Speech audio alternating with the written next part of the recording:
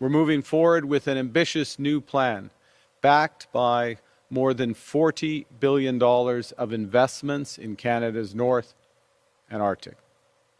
Investments to defend our sovereignty and to deter new threats. Investments to connect, build, and transform Northern and Arctic communities. With this plan, we are taking control of our future. We will no longer rely on others to defend our Arctic security or to fuel our economy. We're taking full responsibility for defending our sovereignty, and we are unleashing a range of new economic opportunities for the over 140,000 Northerners who will benefit from stronger, more connected communities, more opportunities, and a higher standard of living. Canada is making a bold move that could change its future forever. By taking full control of protecting its own Arctic region, the country is becoming stronger and more independent. But for the United States, it may signal the loss of a trusted position in the far north. Prime Minister Mark Carney stood in Yellowknife, Northwest Territories, surrounded by members of the Canadian Armed Forces, and announced something that no Canadian Prime Minister had said in exactly those terms before. In this new era, we cannot rely on other nations for our security and prosperity, Carney said. He then announced 32 billion Canadian dollars, approximately 24 billion US dollars into military forward operating locations at Yellowknife, Inuvik, Iqaluit, and Goose Bay. The Arctic Canada had long monitored with American help is now being defended alone. The scale of what Carney announced in Yellowknife that day extended well beyond the military investment. The full package of new measures outlined more than $40 billion in combined investments, over $35 billion in direct federal spending, alongside approximately $10 billion tied to major infrastructure. Projects targeting transportation, energy, and logistics development across Canada's remote northern territories. The Arctic covers 4.4 million square kilometers of Canadian land and sea, larger than India, and is almost completely uninhabited. Canada has historically relied on the United States to help monitor and defend it. That arrangement is being systematically replaced. The reason Carney's March 12th announcement carries the specific urgency it does is the intersection of two simultaneous forces. The first is climate change. The Arctic is warming nearly 3 times faster than the global average. Sea ice that previously blocked commercial navigation through the Northwest Passage, the maze of waterways cutting through Canada's northern islands for most of the year, is retreating. The shipping season through the passage is extending.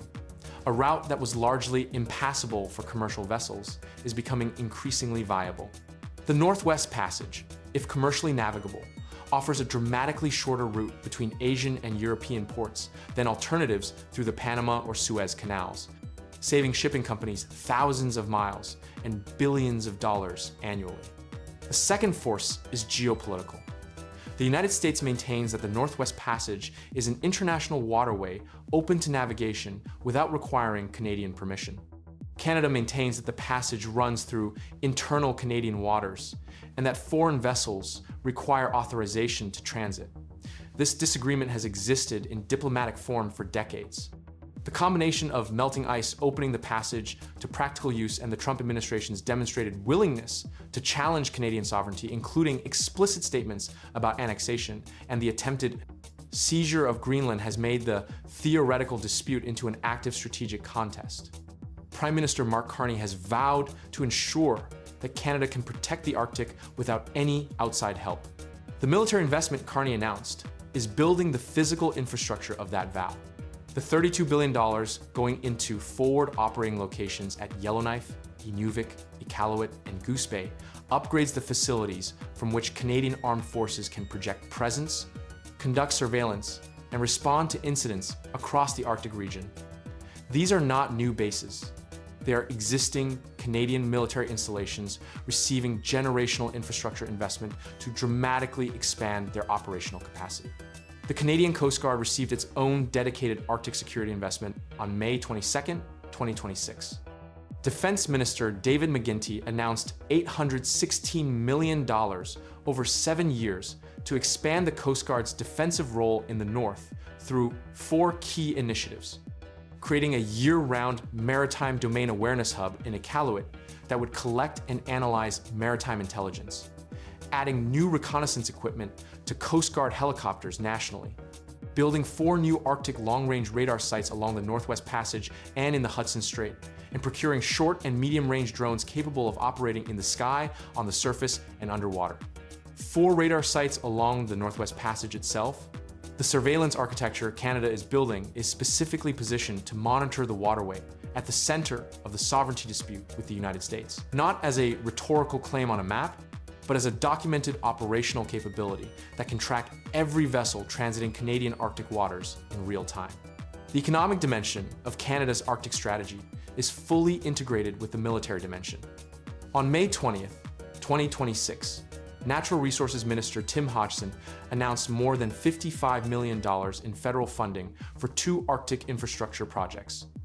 The larger investment, up to $50 million, through the First and Last Mile Fund, conditionally approved planning and pre-construction work for the West Kitikmeot Resources Corporation's Grays Bay Road and Port project.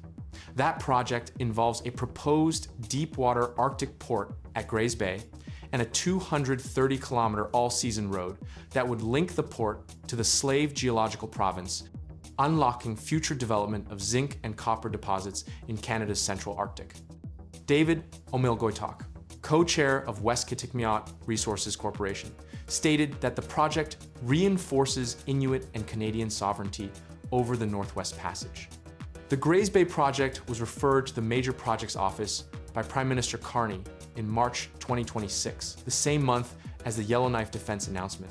A deep-water Arctic port on the northern coast of Canada, connected by all-season road to mineral deposits in the continental interior, operated by an Inuit-led company, reinforces Canadian sovereignty over the Northwest Passage through permanent commercial infrastructure rather than only through military presence. It establishes the economic case for sustained Canadian activity in the waters whose legal status Washington contests.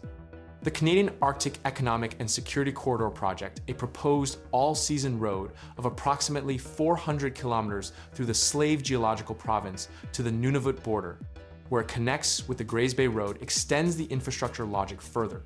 Combined with the hydro expansion announced alongside the March 12th package, which adds 60 megawatts to the existing Northwest Territories hydro system and doubles its capacity, Canada is building the energy, transportation, and communications infrastructure that sustained year-round Arctic presence requires.